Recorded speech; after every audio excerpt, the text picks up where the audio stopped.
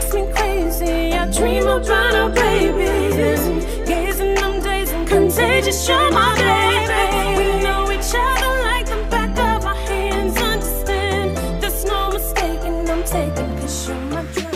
Okay, y'all. So this is Chris Daughtry. Okay. Shout out to Paul Greenberg for this request, y'all. And the name of the song is Over You. We've only heard a handful of Chris Daughtry, so this should be good, though. Yeah, he has pretty good music, I feel like. Yeah, I think this is like the first time that we've done him. No, it's like the second. Okay. Second or third.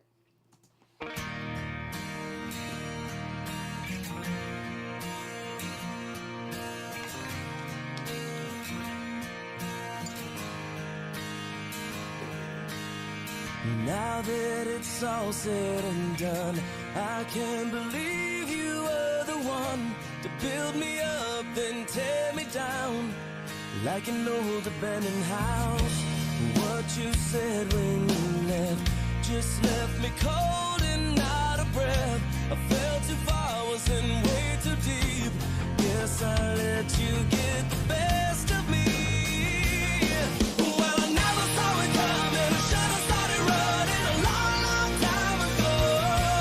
And I never thought I'd doubt you. I'm better off without you. More than you know. I'm slowly getting closure. I guess it's really over. I'm finally getting better.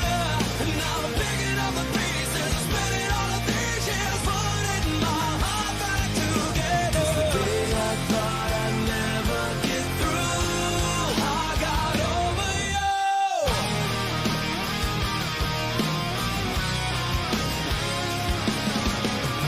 You took a hammer to these walls, dragged the memories down the hall, packed your bags and walked away.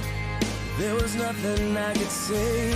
And when you slammed the front door shut, a lot of others opened up. So did my eyes, so I could see that you never were the best for me. Well, I never saw it coming. I should have started running a long, long time ago. And I never thought I'd doubt you. I'm better off without you. More than you know. I'm slowly getting closure. I guess it's really over. I'm finally getting better.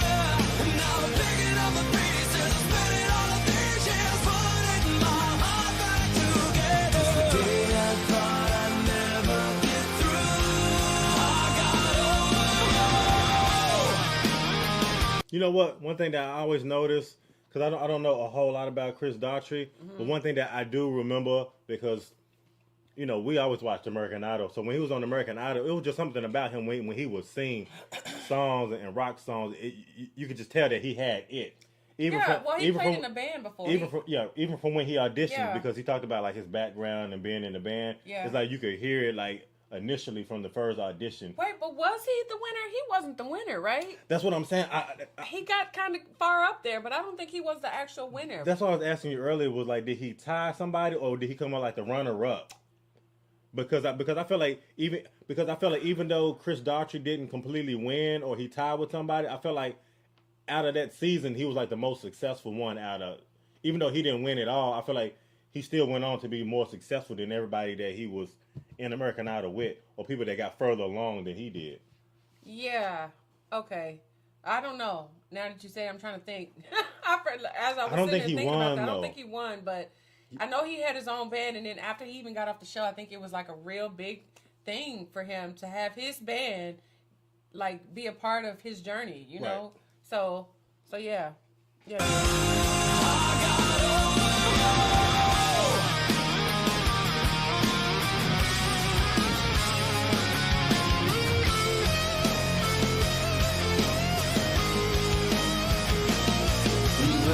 Saw it coming, I should have started running a long, long time ago.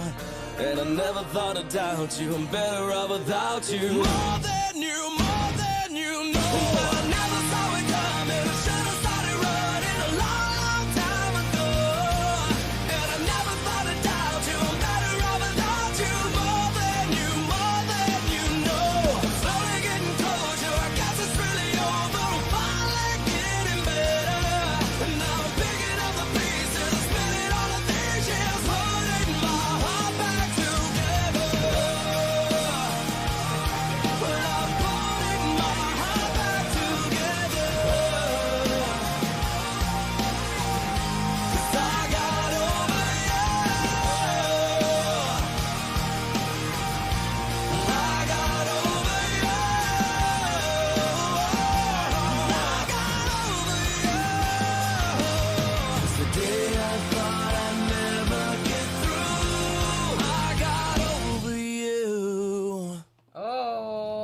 like that though.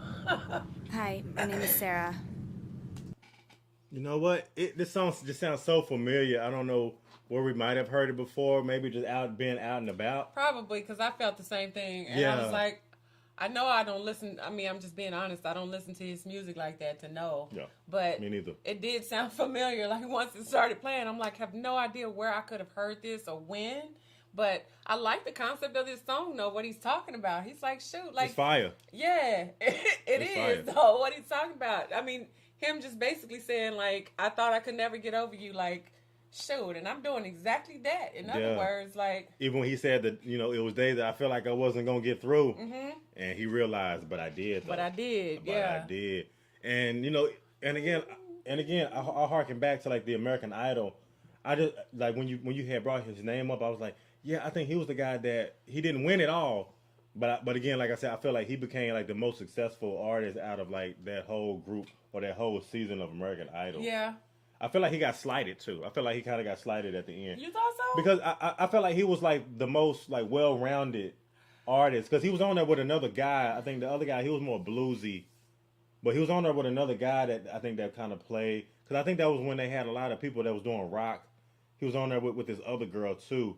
But it was just something about Chris Daughtry, like when you hear him sing, you was like, yeah, he just got that it factor, especially for a guy, and he already had like that rock voice. You could already hear like the rock in his voice, you know what I mean? Yeah. And just like you said, he already had a band before he came to American Idol. I just felt like he already kind of went through the battlefield per se, as far as like a young up and coming artist before he got to American Idol. Yeah, I don't know what season it was that he was on, but I don't think he got slighted. I think like, you know, he was